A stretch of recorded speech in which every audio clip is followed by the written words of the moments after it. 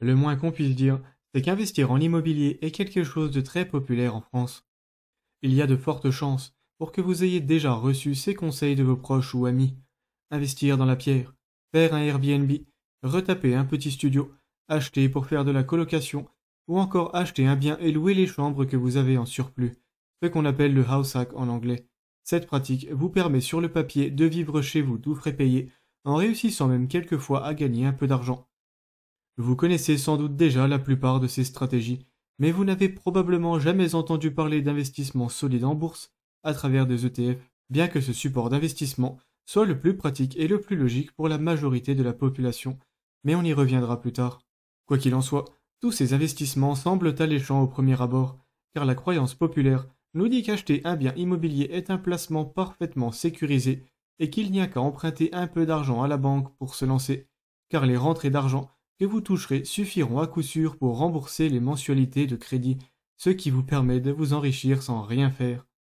Voilà un mythe qui a besoin d'être un peu décortiqué, car ce que je viens de vous dire est assez loin de la réalité du terrain. Il est absolument nécessaire de bien comprendre dans quoi vous vous lancez avant de commencer, surtout quand il s'agit d'immobilier. Déjà, il est important de faire une distinction entre l'achat de votre résidence principale et un achat immobilier qui a pour seul but de vous enrichir et dans lequel vous ne vivrez pas. L'achat de votre résidence principale est un investissement bien plus sécurisé, pour plusieurs raisons. Déjà, le risque de vacances locatives, donc le temps où votre logement n'est pas en location, donc pas rentable, est inexistant.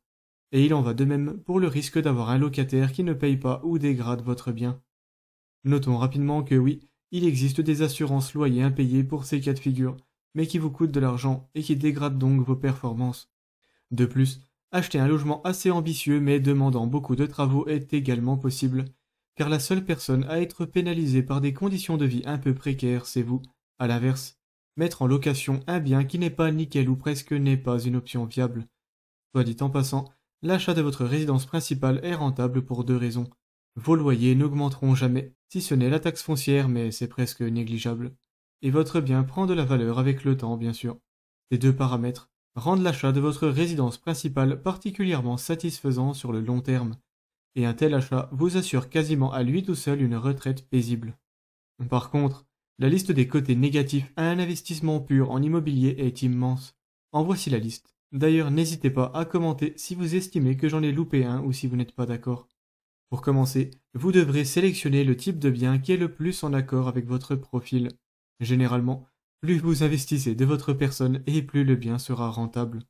Un petit studio en centre-ville, par exemple, est un investissement plutôt rentable mais qui aura tendance à tourner, les locataires ne restant généralement pas très longtemps dans ce type de logement.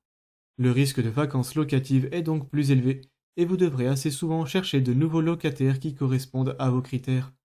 On peut aussi comparer deux façons de louer un appartement T4 pour illustrer ce phénomène. Le louer à un jeune couple ou une petite famille signifie a priori que vous n'aurez pas à changer de locataire très souvent. Mais d'un autre côté, vous pourriez aussi faire de la colocation meublée avec les trois chambres, ce qui vous permettrait d'avoir plus ou moins le double de revenus, mais implique aussi que vous aurez besoin de trois locataires en permanence. Sachant que les colocations meublées sont réputées pour avoir un turnover important, les locataires ne restent généralement pas très longtemps. Votre temps et vos compétences ont donc un prix à ce niveau-là, mais ce n'est pas fini, car tous les biens ne se valent bien évidemment pas. Un T2 en centre-ville proche de toute commodité et ne nécessitant donc pas nécessairement que le locataire ait une voiture trouvera bien plus facilement preneur qu'un T2 en campagne, pour caricaturer. Il est donc important de sélectionner un bien qui soit placé le mieux possible dans un quartier calme, car votre but n'est pas d'acheter pour revendre tout de suite, mais de louer pendant quelque temps. Et si les voisins sont bruyants par exemple, eh bien c'est aussi votre problème, car vos locataires pourraient fuir à cause de ça et cela rendrait votre investissement terriblement peu rentable. Ce qui serait bien embêtant, étant donné que vous avez un crédit à rembourser. Cette étape est également importante pour que votre investissement soit rentable, car un crédit à un bon taux vous permettra tout simplement de gagner plus d'argent. Il est donc nécessaire d'avoir un profil solide qui donnera envie à la banque de vous accorder le bon taux en question. Avoir un travail fiable et de belles économies sont un excellent début, mais convaincre votre interlocuteur que votre investissement est prometteur vous aidera aussi. D'ailleurs, les mensualités de crédit seront toujours bien supérieures au loyer net que vous percevrez, dans l'ordre des 2 fois plus. Espérer rembourser votre crédit en entièreté grâce aux mensualités est parfaitement illusoire. Et en ce sens, on en vient d'ailleurs au point qui est peut-être le plus important. Savoir retaper et entretenir un bien sont deux facteurs cruciaux qui affecteront fortement les performances de votre investissement, dans le négatif ou dans le positif. Car d'acheter un appartement tout prêt à 100 000 euros n'est pas aussi rentable que d'en acheter un à 70 000 que vous retapez et rafraîchissez vous-même en déboursant 10 000 euros.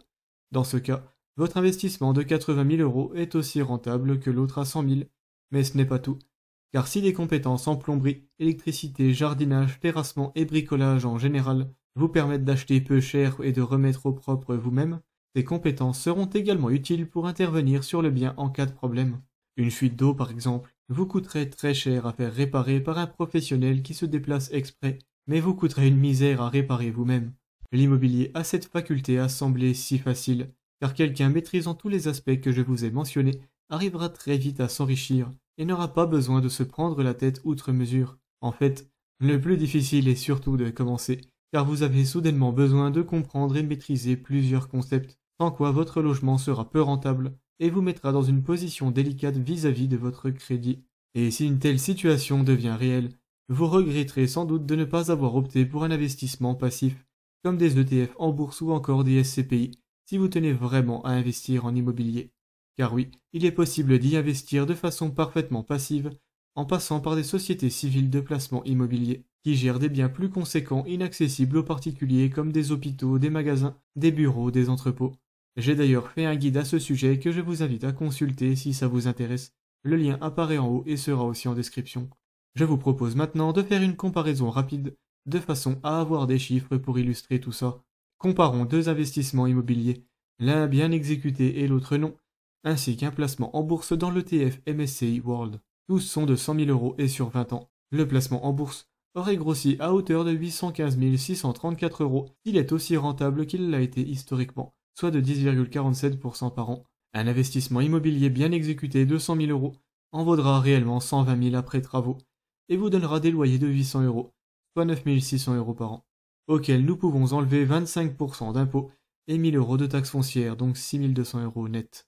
S'il est mal exécuté, les loyers seront plutôt de 650 euros et nous devrons enlever 15% de frais d'agence ainsi que d'assurance pour loyer impayé, en plus des impôts et taxes foncières, ce qui nous laisse à 3 972 euros par an. Si on prend en compte une appréciation de votre bien et donc de vos loyers de 3% par an, nous obtenons 388 222 euros dans le cas de l'investissement solide et 290 742 euros dans l'autre. Vous noterez que je n'ai pas parlé des taxes qui concernent l'investissement en bourse, car celles-ci ne sont prélevées que sur ce que vous retirez de votre compte. Les intérêts composés ne sont donc pas freinés et c'est ce qui explique principalement la différence notable entre bourse et immobilier. Ces chiffres sont bien sûr assez grossiers et ne prennent même pas en compte le coût de votre crédit. Je précise aussi que l'investissement bien exécuté n'est pas parfait non plus. Ce chiffre ne représente pas le meilleur rendement que vous puissiez espérer, loin de là. L'investissement immobilier sera d'ailleurs plus fiable que le boursier, mais reste inférieur si on regarde ce qu'il s'est passé historiquement en tout cas. Cela dit, vous n'êtes pas obligé de louer votre bien. Une stratégie alternative consistera plutôt à le retaper fortement et rapidement pour le revendre dans la foulée. Dans ce cas, les plus-values peuvent réellement être monstrueuses dans le cas où vous réussissez à faire monter le prix de votre bien de par les travaux que vous réalisez dedans. Mais encore une fois, c'est une véritable montagne de travail et cette stratégie n'est intéressante que si vous êtes extrêmement motivé, en plus d'être un excellent bricoleur. Il serait même idéal que vous travailliez de base dans le BTP et ou que vous le fassiez avec des amis ou proches qui complètent vos connaissances. Motivé et bricoleur, c'est la base, mais vous devrez aussi être à l'aise avec tout le côté paperasse, le contact humain avec vos locataires, savoir faire des visites d'un point de vue d'acheteur et de vendeur, et globalement apprendre beaucoup de choses sur le terrain. Car peu importe à quel point vous vous préparez, votre premier achat sera loin d'être parfait. Et si toutes ces connaissances sont longues et difficiles à acquérir, le fait est qu'elles seront bel et bien acquises dans le futur. Votre premier investissement sera le plus difficile à gérer, mais cela deviendra de plus en plus simple. Bien que l'immobilier vous consommera toujours beaucoup de temps, c'est inévitable. Cet investissement ne convient donc pas du tout à quelqu'un de peu motivé et pas forcément bricoleur. Beaucoup s'y sont déjà cassés les dents et auraient eu meilleur temps à privilégier un investissement plus passif. De plus, en achetant des maisons pour les revendre à coups de crédit bancaire, vous risquez bien de finir banqueroute si vous ne faites pas assez attention. C'est d'ailleurs ce qu'il est arrivé à Dave Ramsey. Et même si vous ne voulez acheter qu'un seul appartement pour le louer tranquillement, eh bien vous ne serez pas si tranquille que ça. Et surtout, il y a fort à parier que votre investissement soit tout simplement beaucoup moins rentable qu'un simple investissement en bourse à travers un ETF qui ne vous demande que quelques minutes par mois. Si ça vous intrigue, je vous laisse le lien vers mon guide pour investir en bourse en description. Mais en attendant, il est temps que je file. Je vous invite à aimer la vidéo si elle vous a été utile, et à vous abonner à la chaîne si mon contenu vous plaît. Ciao.